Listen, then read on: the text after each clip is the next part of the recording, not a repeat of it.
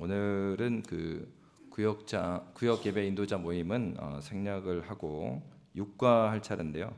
그 작년에 그 교회 영상을 보시면 6월 30일 날 한 설교가 있습니다. 그래서 빌립보서 1장 11절부터 18절 그 말씀 참고하시면 되겠고 교제를 통해서 이렇게 구역 모임 인도하시면 되겠습니다. 말씀 전하도록 하겠습니다.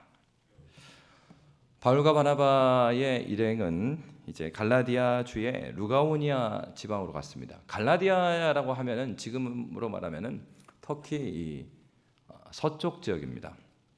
그런데 그 지역은 크게 이제 세 지역으로 나눴어요. 루가오니아, 또 부르기와 비시디아 이렇게 나눴습니다. 그런데 이제 핍박을 피해서 그들이 비시디아 쪽에서 루가오니아로 넘어옵니다. 근데 이제 루가오니아에 그 해당되는 성들이 오늘 본문에 나온 루스드라와 더베라는 성입니다. 그런데 이제 이 그 바울과 바나바의 그 전도 여행의 전략이 있었습니다. 그 전략은 모든 지역은 갈 수가 없으니까 각 도를 가든지 각 지방을 가면은 그 지방의 핵심적인 도시로 갔어요. 그러니까 여러분 이건 굉장히 비슷합니다. 최초에 이 호남 선교를 담당했던 남장로 교회의 선교사님들은 이 호남 지역에 와서 먼저 이제 전주 그리고 전라도 하면은 전주 나주잖아요. 그래서 먼저 나주로 가셨습니다.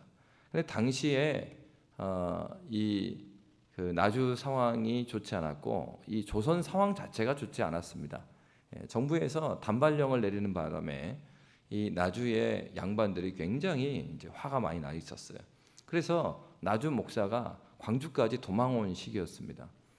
그러고 났는데 이 백인들이 몰려서 찾아온 거죠. 그래서 나주에서 이 전도 선교사님 팀들을 받지 않게 되자 선교사님들이 이제 목포로 가게 됩니다. 왜 그랬습니까? 당시만 해도 나주 다음으로 큰 도시는 목포였고 또 외국에서 배로 접근성이 좋은 도시가 목포였기 때문이죠. 그렇지만은 목포에서 오래 있을 수가 없었습니다. 왜냐하면 이 호남 지역의 내륙에서의 중심 지역에서 복음을 전했어야 되는 거죠. 그래서 찾았던 도시가 원래는 나주로 들어가서 하면 되는데 나주로 들어가지 못하니까 어디로 온 것입니까? 광주로 온 거예요.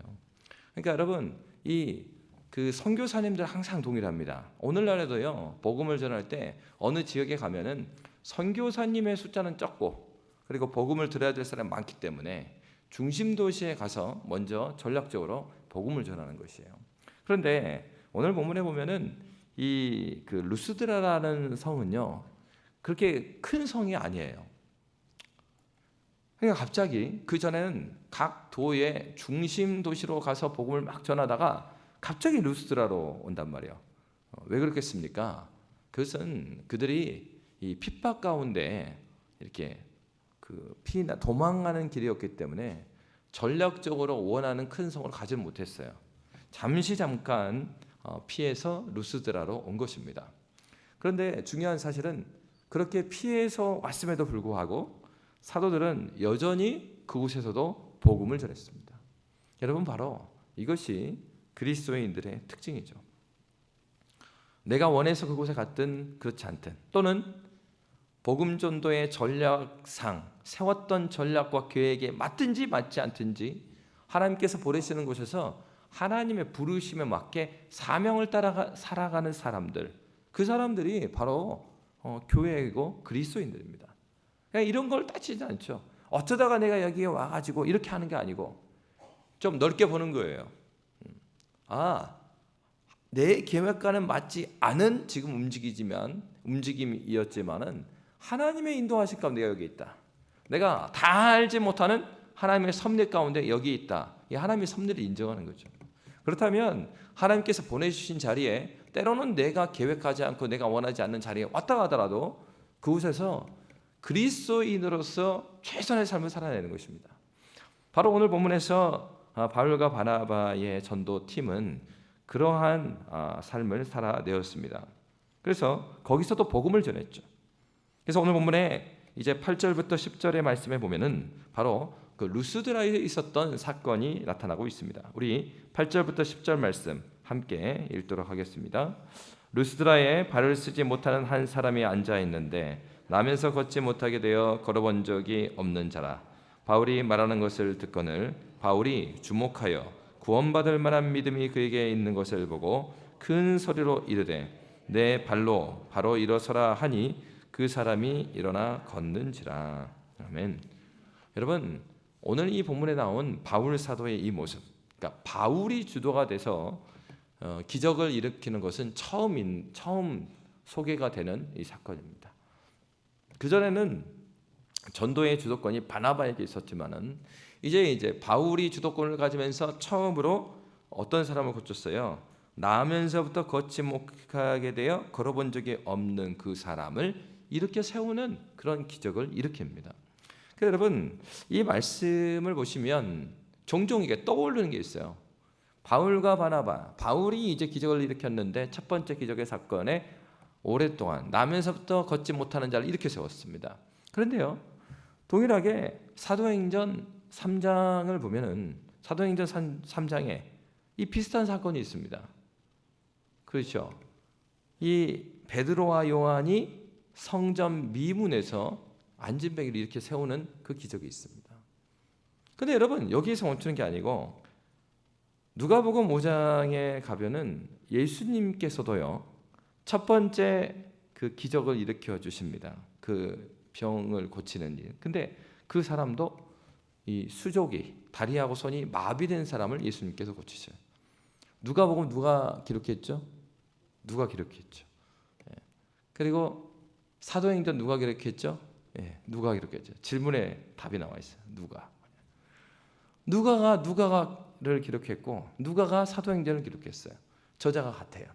그러니까 여러분, 지금 바울이 첫 번째 기적 사건을 소개할 때 굉장히 비슷합니다. 성전 미문에서 베드로 요한이 안진뱅이를 처음 일으켜 세우는 기적을 일으켰던 것처럼 사도 바울이 이 새로운 성에 와서 성문 주변에서 이 나면서부터 앉아 있는 사람을 고치는 사건. 왜 이렇게 누가는 비슷해 보이는 사건들을 첫 번째 기적의 사건으로 계속해서 소개하고 있는 것일까요? 그것은 오늘 본문의 전체적인 흐름과 관련돼 있어요. 오늘 뒤에 있는 내용 우리가 이미 읽었고 우리가 알고 있는 것처럼 사도 바울이 이 놀라운 기적의 사건을 일으키니까 그 성에 있었던 사람이 바로 바울과 바나바를 신으로 모시려고 하는 일을 저지릅니다.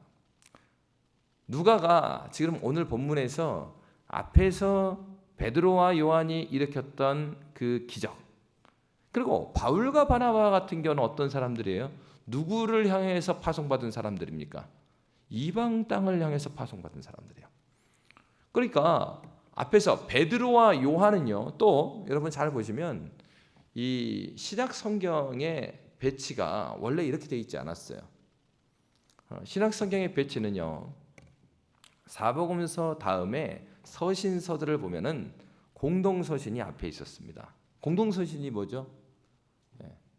야고보서, 요한 1, 2, 3서 뭐 이런 책들이에요. 그 베드로 전후서 이런 책들. 왜냐하면 초대교회 당시에 베드로와 요한, 야고보 이런 사람들이 교회의 지도자였습니다. 그리고요, 바울과 바나바는 그렇게 중심적인 지도층에 있진 않았어요. 오히려 바울 같은 경우는 계속해서 사도성에 대해서 의심받았던 사람입니다. 그렇기 때문에 초대교회가 처음 성경이 쓰여졌을 때 서신서들 중에서 중심적으로 읽었던 성경은 공동서신이었어요. 베드로, 야고보, 요한 뭐 이런 사람들. 그러니까 유대인들이죠. 유대인 중심적으로 복음을 전했던, 그러니까 유대 공동체에 복음을 전하고 하나님의 말씀을 가르쳤던 유대 공동체가 무엇입니까? 초창기에 초대교회 주도권을 가졌던 사람들이에요. 그러니까 여러분 그 신약 성경을 보면 초창기에는 앞에 놓여져 있던 성경들이 이 그 유대 그리스도인들 중심으로 목회했던 분들의 책들이 앞에 있었어요. 근데 나중에 순서가 바뀌게 돼요. 왜 그랬을까요? 교회가 부흥이 되면서 초대교회가 이제는 유대인 중심의 교회가 되는 것이 아니라 점점 더 이방인들이 많아지는 겁니다. 그러면서 주님을 알지 못하는 이방인들이 예수 그리스도를 막 믿게 되니까 이방인들의 사도는 누구죠? 바울이죠. 그래서 바울 서신이 로마서, 사도행전 로마서부터 해갖고 사도행전 다음에 바울 서신이 중심적으로 위치를 차지하게 돼요. 나중에는 대부분의 많은 교회가 이 바울 서신들을 많이 읽게 됩니다. 그거 마찬가지예요. 앞에서 성전 미문에서 사도행전 3장에서 안전뱅이를 낫게 했던 베드로, 요한은 유대 그리스도인들을 대표했던 사람들이에요. 오늘 본문에 나오는 바울과 바나바는 어느 교회를 대표합니까? 이방인의 교회를 대표하는 사람들입니다. 지금 누가는요, 그냥 사도행전 14장을 그냥 막 기록하는 것 같지만은 그렇지 않아요. 지금 누가는 무슨 얘기를 하고 있냐면, 지금 이 바울과 바나바가 어떤 일을 해요? 사사롭게 도망와가지고 어쩌다가 복음 전해서 병을 낫게 했다, 이런 얘기를 하려고 하는 거 아니에요. 지금 성령께서 이 일을 하고 계시는 거예요. 예수께서 일어난 그 기적과, 그리고 예수님의 초대교회의 제자 베드로, 요한이 일으킨 기적과, 그리고 이방인의 사도로 파송받은 이 바울의 기적을 비슷하게 소개를 하면서 무엇을 보여주고 있어요? 지금 일어나는 이 일들은 바울과 바나바의 개인적인 어쩌면 뛰어난 영적인 능력에 의해서 무슨 일이 일어나는 것이 아니라, 지금 이 일을 누가 주도하고 계시다는 걸 보여주고 있습니까? 하나님께서 구원의 일을 이끌고 계심을 보여주고 있는 거예요. 근데 여러분, 바로 이렇게 하나님께서 그 일을 행하고 계시는데, 바울이 그곳에서도 루스드라에서 동일하게 복음을 전합니다. 근데 복음을 누구한테 전했는가? 이 말씀에 보면은, 이제 9절에 보면 바울이 말하는 것을 듣거늘 바울이 주목하여 구원받을 만한 믿음이 그에게 있는 것을 보고, 복음을 막 전하고 있었는데, 여러분 그렇습니다. 이 사람의 눈이 다 정확한 건 아닌데, 그럼에도 불구하고요, 말씀을 전하다 보면 그 말씀을 막 빨아들이는 그런 것을 볼 때가 있어요. 제가 전도사 사역을 했을 때, 여러분 전도사님 말씀이 좋은 분들도 있지만 대부분은 그냥 그래요. 저도 그랬어요. 그래서 제가 전도사 사역을 막 하는데 청년부에 있다가 초등부 전도사를 갔거든요. 설교를 하는데 이 단어들이 애기들 단어를 못 쓰는 거예요. 그래서 부임하고 부임 설교를 딱 하는 즉시 그날 오후에 초등부 1부 예배 인도하고 2부 예배 인도하고 이제 밥 먹고 나서 교사 모임을 하거든요. 그래서 교사 모임을 하자마자 우리 그때 부장 선생님이 안 계셨어요. 부감 선생님만 계셨어요. 부서에. 부감 선생님이 교사 선생님들한테 회의가 끝날 때 그 전도사님을 위한 금식 기도를 시작을 하시더라고요. 얼마나 걱정이 됐겠어요. 제가 7월 달에 부임했거든요. 3주 후에 성경학교 해야 되는데 7월 첫 주에 와갖고 전사님이 설교를 하는데 초등부 설교를 하는 게 아니라 청년부 설교를 하고 있어요. 여러분, 그러니까 그 전사님들 설교를 무시하는 게 아니라, 다 처음에는 이제 설교를 다 잘하는 게 아니라 설교를 하면서 성경을 보면서 막 이제 훈련이 되는 거죠. 그러니까 오늘 그럼에도 불구하고 제가 초등부 때 말씀을 막 전했을 때 정말 잊혀지지 않는 그 성경학교 또 회심 집회가 있어요. 그 성경학교 때 저녁 집회 때 이제 찬양 인도를 찬양팀 선생님들이 딱 찬양 인도를 하고 저녁 집회였어요. 그때 그 성경학교를 하되 이렇게 하지 않았어요. 그 아이들 집회라고 해서 그냥 아이들식으로 설교하고, 그리고 얼른 설교 끝난 다음에 공과하고, 그렇게 안 했습니다. 낮 시간은 그렇게 했는데 저녁에는 집회를 했어요. 그래서 30분 찬양을 하고 제가 설교를 한 30분을 하고 기도회를 한 1시간 정도만 했어요. 10살, 11살 애들하고. 근데 그날 밤에는요, 제가 단에 섰는데 이미 아이들이 마음이 준비가 되어 있는 거예요. 그게 눈에 보여요. 제가 말씀을 한 10분을 전하다가 제가 그런 생각이 들었던 거예요. 지금은 말씀을 더 전할 때가 아니라 기도해야 될 때다. 성령께서 그런 마음을 주셔요. 원고가 아직 안 끝났어. 이 초보 전도사들의 특징이 뭡니까? 성도들이 지루해하든지 말든지 내가 준비한 원고를 2페이지면 4페이지 끝내야 돼. 이 마음 이제 설교를 하고 있는데 마음속에 이제 성령께서 주시는 마음은 기도해야 될 것 같은 마음이 막 드는데 아직 2페이지까지밖에 안 갔는데 막 갈등이 일어났어. 그런데 아니다. 아이들의 눈빛이요 너무 기도하고 싶은 그 눈빛인 거야. 말씀 막 빨아들인 느낌이 있어. 그래서 얼른 말씀을 마무리했어요. 그리고 기도했습니다. 아이들하고 기도하는데 정말 그날 밤에 진짜 하나님께서 큰 은혜를 주셨어요. 애들이 나중에는 1시간쯤 기도하는데 부모님이 데리러 왔는데 기도가 멈추지 않아요. 제가 일부러 이제 종을 땅땅땅 때려서 아이들 이렇게 기도 마무리하고 같이 기도하고 보내고, 한 아이 중에 한 명은 거기서 눈물을 흘리면서 다 돌아가는데 계속해서 기도하고 있었던 애가 있었어요. 여러분, 그 설교자도 사람이기 때문에 제가 여러분의 이렇게 표정을 보고 눈을 보면서 어떤 사람은 지금 말씀을 빨아들이고 있고 지루해하고 있고 다 보이는 건 아니에요.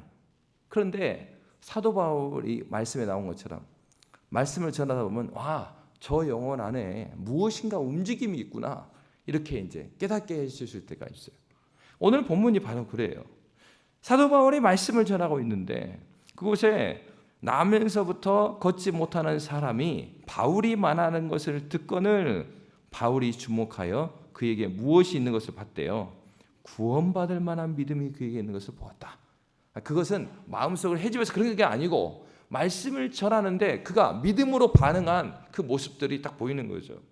그러면서 바울은 성령의 인도하심을 따라서 그에게 큰 소리로 이제 외치게 됩니다. 그래서 이제 이 사람이 일어나 걷는 그런 기적이 일어나게 됐습니다.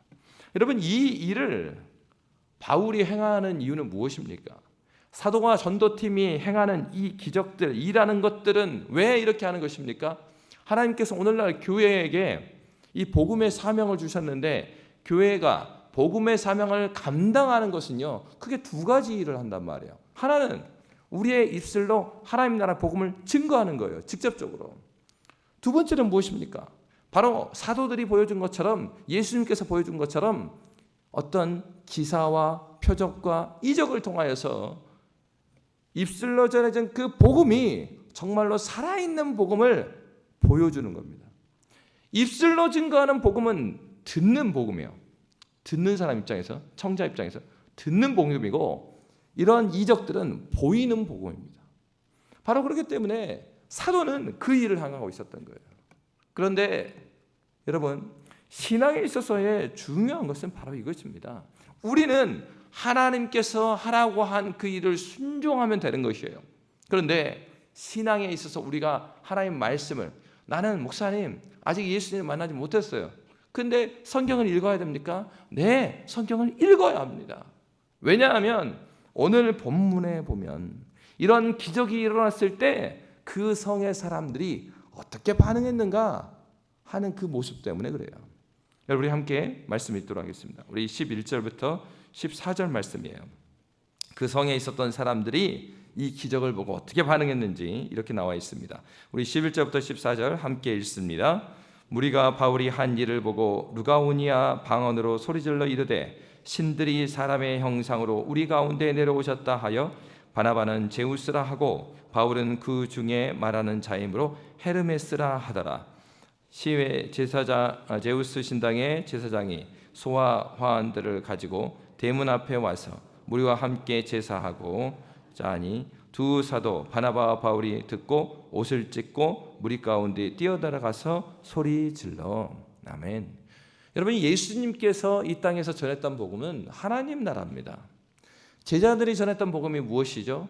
마찬가지로 하나님 나라입니다. 그러면 제자들이 전했던 그리스도 예수의 죽으심과 부활은 뭘 의미하는 거예요? 예전부터 말씀하셨던 메시아의 그 나라, 하나님 나라가 이 땅에 임하였다는 얘기를 전하는 것입니다. 그러면 이런 기적들은 뭘 보여주겠어요? 바로 하나님 나라가 지금 여기 있다는 것을 보여주는 것입니다. 그래서 여러분, 예수님께서 그가 이 예루살렘 성전에 나와서 회당에서 남아서 그가 서인식을 하고 그가 낭독했던 첫 번째 말씀이 어떤 말씀이었습니까? 이사야서의 말씀이 있어요. 주 여호와의 신이 내게 임하였으므로. 그래서 어떻게 해요? 가난한 자에게는 부요함이, 갇힌 자에게는 해방함이. 이 말씀을 쭉 읽어요. 무슨 얘기입니까? 메시아의 나라, 하나님께서 약속하셨던 그 하나님 나라가 임할 때 일어나는 일이 어떠한 일임을 예수께서 그 성경을 읽었던 거예요. 그뿐만 아니라 세례 요한이 제자들을 보내가지고, 세례 요한이 이제 감옥에 갇혔습니다. 그 제자들을 보내가지고 예수님께 확인해요. 예수님, 우리가 다른 메시아를 또 기다려야 됩니까? 아니면 당신입니까? 이런 질문을 합니다. 그러자 예수님께서 나다, 이 말을 직접적으로 말씀 안 하시고 어떤 말씀하세요? 아까 말씀드렸던 이사야 61장의 말씀을 하시는 거예요. 그래? 그러면 요한한테 가가지고 갇힌 자가 풀려나고, 그리고 가난한 자가 부해지고 이 놀라운 일들이 일어났다고 전해라. 그게 무슨 말입니까?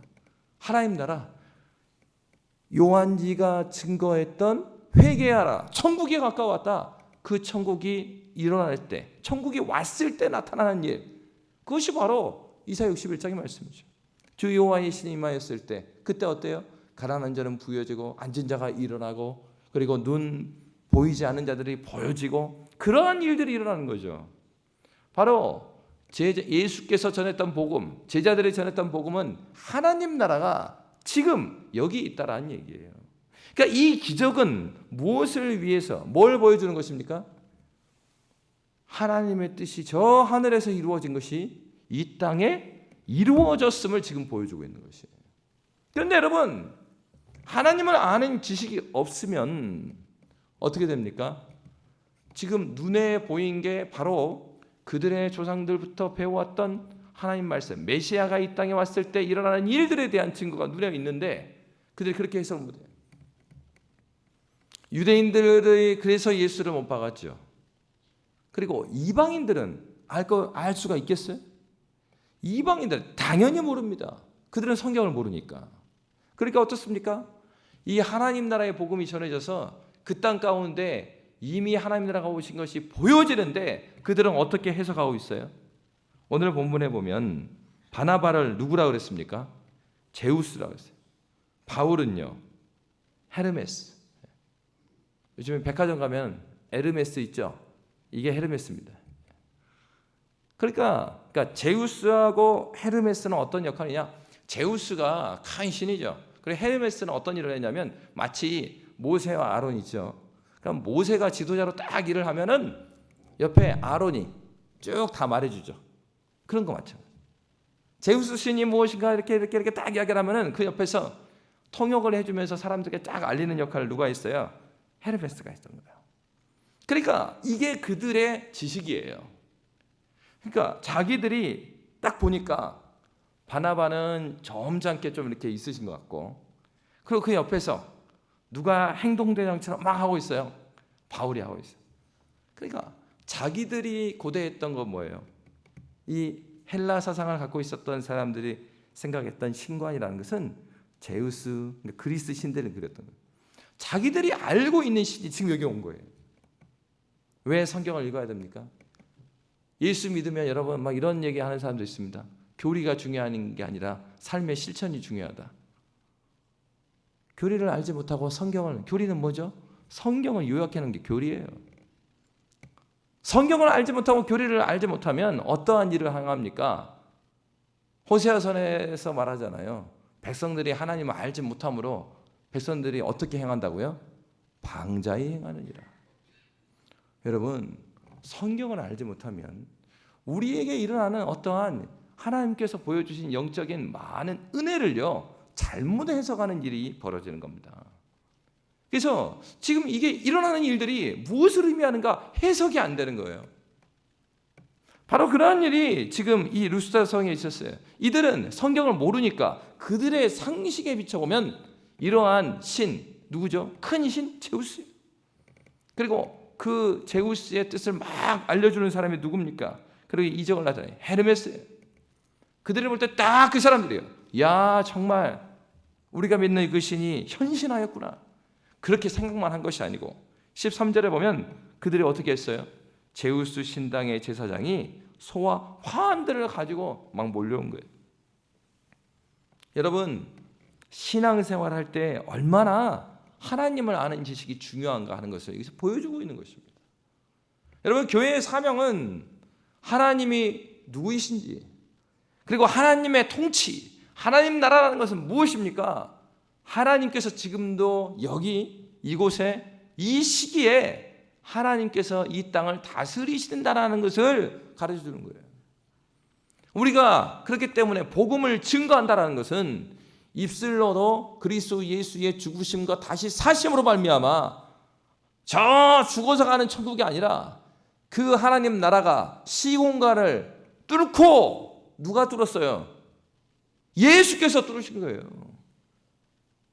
영원한 희생 제물이 되셔서 그가 곧 하나님이시기에 2000년 전에만 이 시공간에 계신 그분이 아니라 그는 영원한 희생 제물, 영원한 대제사장이 되셔서 그가 참 하나님이시기에 장차 이루어질 그 하나님 나라 시공간을 뚫고 이 땅에, 이 여기에 하나님 나라를 이미 시작하셨습니다. 바로 그것을 증거하고 보여주는 것이 누구예요? 교회입니다. 그러므로 교회는 하나님 나라가 무엇이고, 그리고 하나님 나라 앞에서 우리는 누구며, 그러면 이 땅에 대해서 우리가 어떻게 하나님 나라의 다스림을 드러낼 것인가, 그것을 보이며 살아가는 사람들, 그 사람들이 그리스도인들이죠. 이 사명을 다하는 것이 교회의 사명이에요. 그러니까 교회는 숫자 불리게 하는 게 교회가 아닙니다. 숫자가 많아지는데 그들이 하나님 나라가 무엇인지도 알지 못하고, 그리고 자기의 삶 가운데 이미 이루어진 하나님 나라에 대한 감격과 그리고 그 기쁨과 그 확신 가운데 자신에게 맡겨진 삶의 현장에서 하나님 나라의 질서를 회복하기 위해서 살아가지 않는다고 한다면은 그 어떻게 하나님 나라를 이 땅에서 지금 보여주는 영적인 기관일 수 있겠어요? 교회의 사명은 지금도 시공간을 뚫고 이곳에 와서 우리를 다스리고 계신 그리스도 예수께서 어떻게 다스리시는가 하는 것을 우리의 입술과 우리의 삶으로 보여주는 사명을 우리는 가지고 있어요. 여러분, 바로 그렇습니다. 그렇기에 우리는 지금도요, 우리 자신이 먼저 하나님 나라가 무엇인지를 정확히 알아야 합니다. 성경을 사랑하고요, 그리고 성경에서 말하는 핵심적인 교리란 말이 싫으면 성경이 말하는 핵심 포인트가 무엇인가, 이걸 알아가는 것이 우리의 사명이에요. 그러니까 지식적으로만 알아갈 뿐만 아니라 우리의 삶 가운데, 내가 회사에서 일하면, 내가 교육계에서 일하면 교육계에서 하나님 없는 인본주의 사상 가운데 아이들을 어떻게 폐해를 주고 아이들을 넘어지게 하는 거냐, 그것을 치열하게 고민하고 싸워가야 되는 거예요. 오늘날 아이들이 가장 교회를 이탈 많이 하는 때가 중1이랍니다. 중학교 때 수많은 아이들이 교회를 떠난다고 해요. 왜요? 그 교사의 사명이 막중한 거예요. 그러니까 교회 학교 교사뿐만 아니라 내가 직업이 교사다. 여러분은 정말 수많은 주님을 알지 못하는 많은 자들을 주님께로 이끌을 사명을 가지고 하나님께서 그곳에 여러분 보내셨어요. 아, 공교에서 그 종교 편향하면 안 된다고요? 그러면 학교 끝나고 하시든지 가진수를 해야 됩니다. 우리 손 놓고 있을 상황이 아니에요. 지금 이 광주나 전라도는 기독교 인구가 그래도 많아요. 수도권의 통계는 중고등학교 기독교 인구 비율이 유럽의 기독교 인구 비율보다 낮습니다, 여러분. 한국은 유럽보다 더 심각하게 지금 그 내리막길을 가고 있는 거예요. 선교적으로 보면.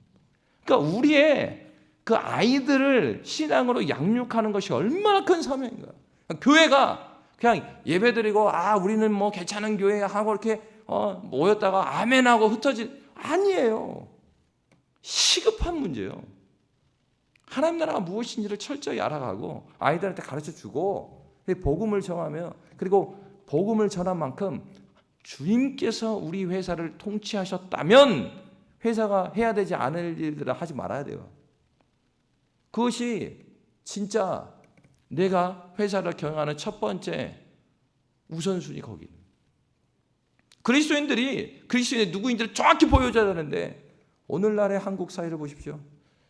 교회들이 이익단체가 되어버렸어요. 하나님 나라의 관점에서 아닌 것에 대해서 아니라고 말을 해야 되는데 어떻게 돼요? 교회에 세상적인 이익이 안 오면은 그러면은 아무 일도 하지 않아요. 그 조금만 교회에 피해가 될 것 같으면 가서 교회들이 나가고 막 데모하고 그런단 말이에요. 하나님께서 교회를 세우신 목적은 그것 때문이 아닙니다. 교회는 주님께서 이곳에 오셔서 통치하고 계시잖아요. 지금 이 교회의 머리가 예수 그리스도시라면서요.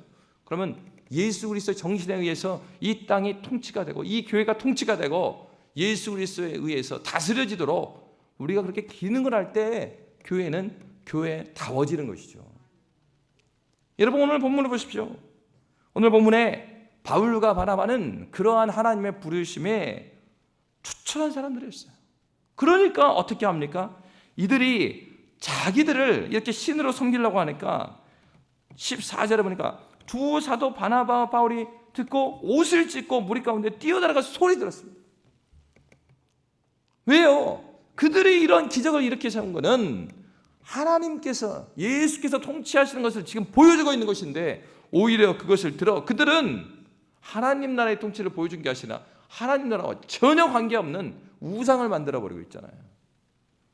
여러분, 그러므로 그리스도인들이 잘 살펴야 되는 거죠.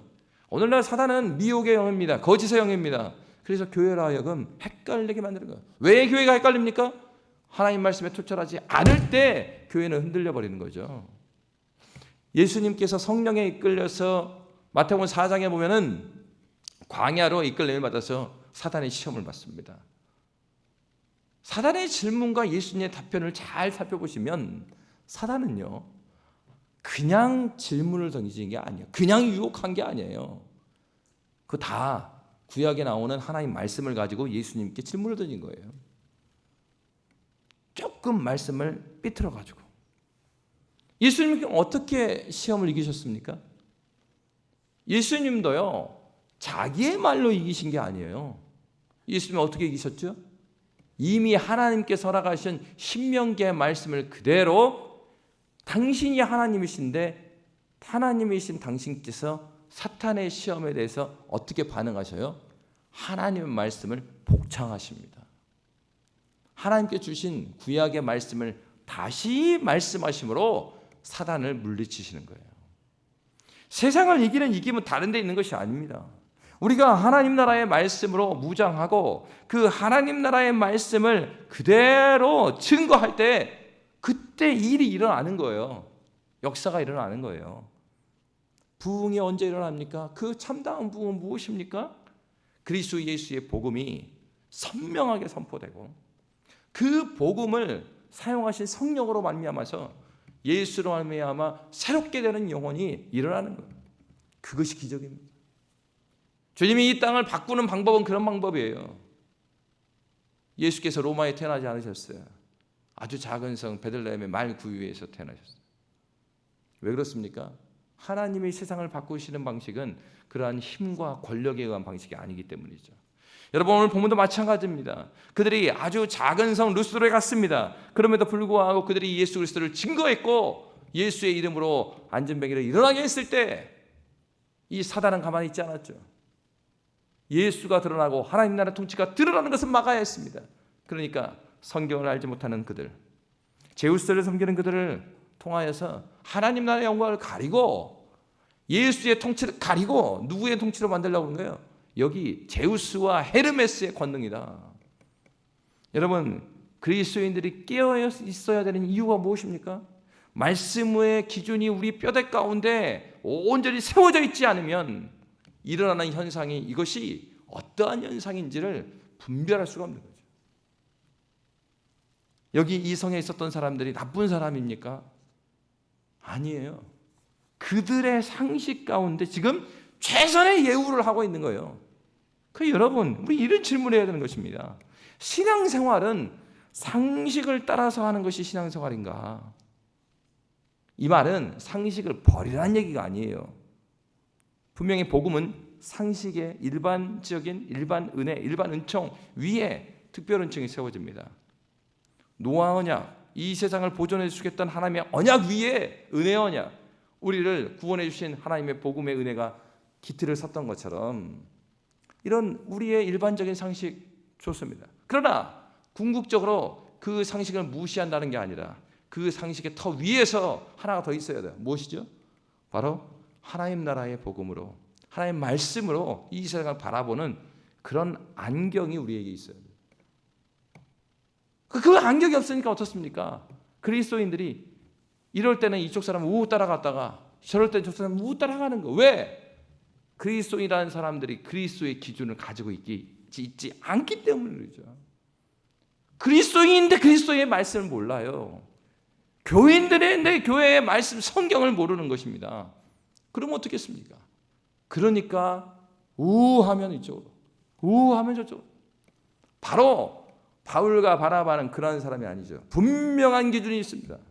자신을 높이려고 했을 때 그들은 뛰어가서 옷을 찢으면서 소리를 지릅니다. 그렇습니다. 영광은 누가 받으시는 것입니까? 오로지 그리스도 예수 한 분께서, 오직 하나님께서만 모든 영광을 받으시는 거예요. 여러분, 우리가 선교학교도 하고 이제 선교를 준비하고 있습니다. 우리 기도해야 될 것은 그것이에요.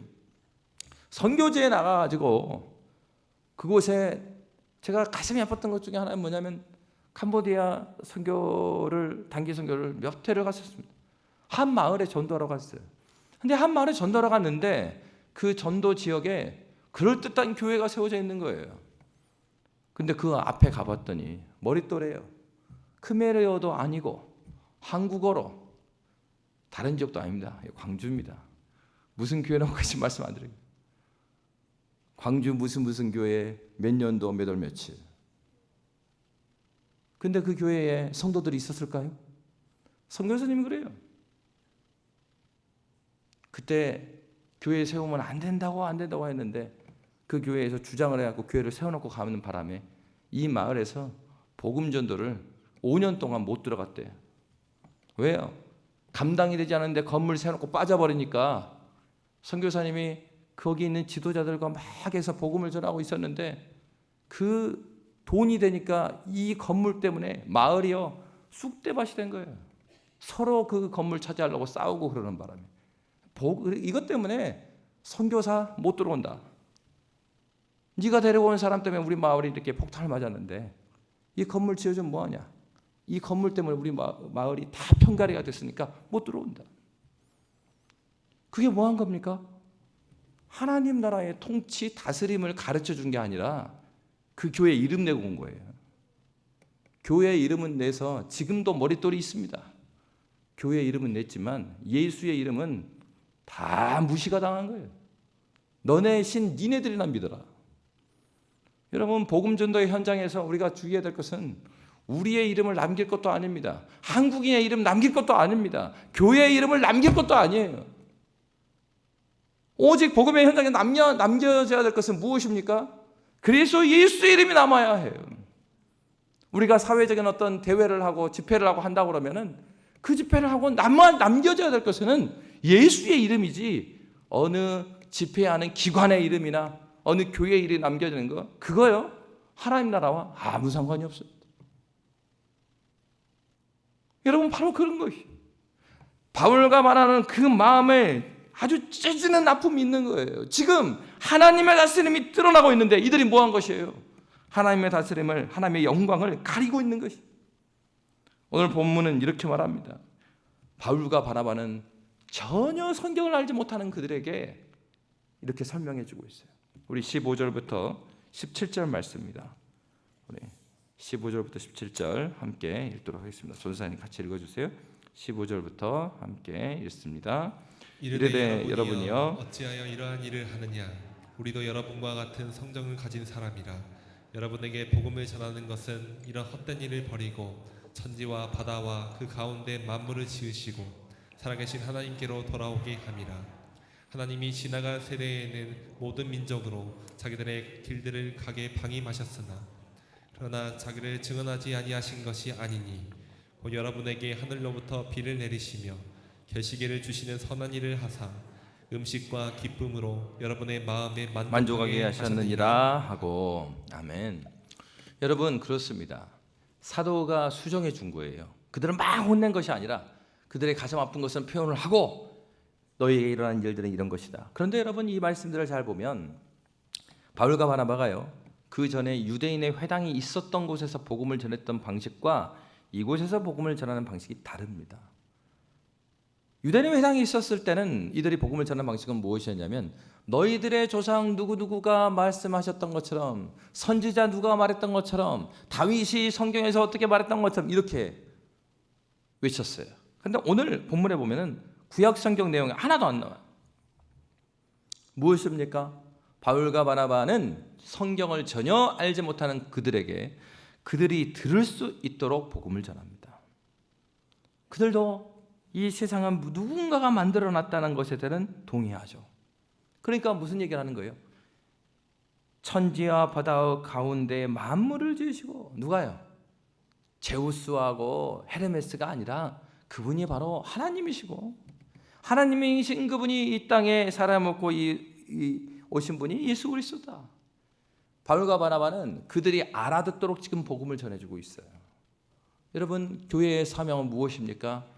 우리가 알아먹는 방식으로 막 말하고 빠지는 게 아니고요, 우리가 해야 될 일은 예배에서 설교의 방식은 원웨이가 맞습니다. 이 방식이에요. 그런데 그런 이유로 구역 모임에서 또 성경 공부 모임에서 우리가 해야 될 일들, 그리고 복음을 전하면서 안 믿는 친구와 같이 다니면서 새가족위원회를 하면서 처음 교회 나온 분을 섬겨가면서 우리가 해줘야 될 것은, 우리는요 통역을 해야 돼요.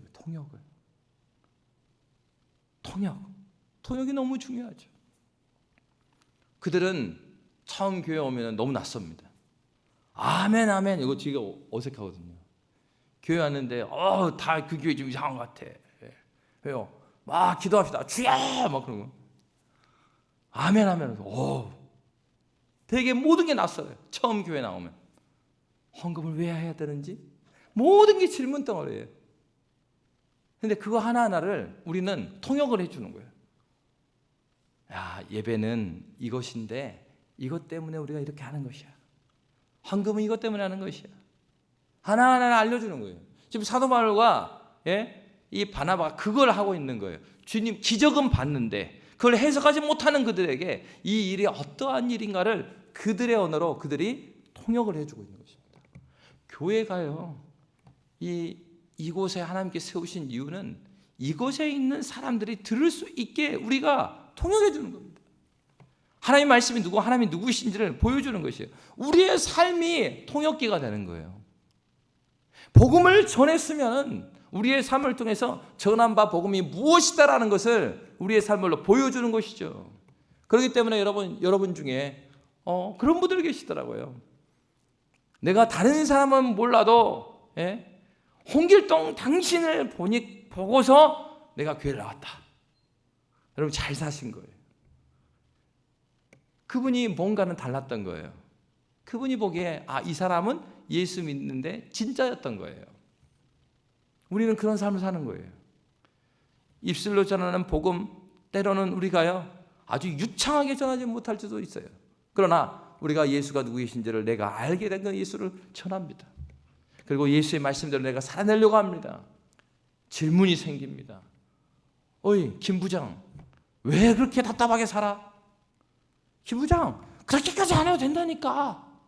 왜 사서 고생을 해? 사장님, 저도 편하게 하고 싶지요. 그렇지만 내 안에 계시는 예수께서 그것은 아니라고 해서 제가 조금 힘들더라도 제가 신앙 양심에는 어긋나지 않게 살아야죠. 열심히 일하는데 사장님 뭐라고 합니까? 그래. 그럼 뭐 당신이 일해주면 나야 고맙지. 더 일해. 아무리 상급자여도 그리고 경쟁자여도 그 사람의 삶에 무엇인가 기준이 있고 말씀의 기준이 있고 이 세상의 정신과 자기의 삶의 기준과 다르다면 그들은 무엇인가를 느끼는 거예요. 그게 뭘 보여주는 것입니까? 하나님 나라가 무엇인지 나의 삶을 통해서 내가 지금 하나님 나라를 통역해주고 있는 것이에요. 교회가 할 일은 바로 이것입니다. 바나바와 바울이 그들이 잘못 알고 있었던 하나님이 누구이시고 이 세상을 만드시고 이 일이 어떻게 일어나는지를 그들이 들을 수 있는 말로 그들에게 전하고 있습니다. 여러분, 교회의 선교적 사명이 무엇입니까? 교회는 이 땅에 보내진 사명이 있는데 그것은 바로 보이지 않는 그 하나님 나라 그리스도 예수의 그 통치를 우리의 삶을 통해서 보여주는 것이에요.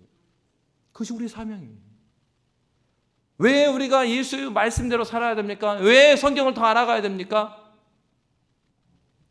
우리가 믿는 예수가 우리 안에 하나님 나라의 어떠함을 충만하게 보여주신 것처럼 그 충만한 예수의 삶을 살아갈 때 이 세상은 이 땅에서도 하나님 나라를 교회를 통해서 보게 되는 것입니다. 여러분, 오늘날 우리 한국교회는 어떠한 교회입니까? 오늘날 이 광주에 있는 우리 교회들은 어떠한 교회입니까? 우리 광주 양육교회는 어떠한 교회입니까? 교회가 교회다워진다는 것은 교회의 이러한 선교적인 사명, 하나님 나라를 충만히 알아가고 그 하나님 나라를 이 땅 가운데 여기에서 증거하는 삶을 매일매일 살아내는 것이에요. 100점을 원하는 것이 아닙니다. 포기하지 않는 거예요. 그 걸음 걸어가는 거예요. 하나님께서 그 일을 포기하지 않으셨고 여전히 우리의 머리가 되셔서 그 길을 걸어가고 있기 때문입니다. 여러분은 어떠한 삶을 살아가고 계십니까? 이 세상을 살아가는 이유가 무엇입니까? 교회가 여기 있어야 될 이유는 무엇입니까? 많은 교회가 많으면 좋겠죠. 그렇다 많은 교회가 교회다운 교회일 때 주님이 기뻐하시고 주님이 기뻐하실 뿐만 아니라 이 땅도 기뻐합니다. 저와 여러분이 회복되어야 될 것은 다른 것이 아닙니다. 우리가 회복되는 것은 하나님 말씀으로 돌아가고 주님 안에서 참다운 교회가 되시기를 주의 이름으로 축복합니다.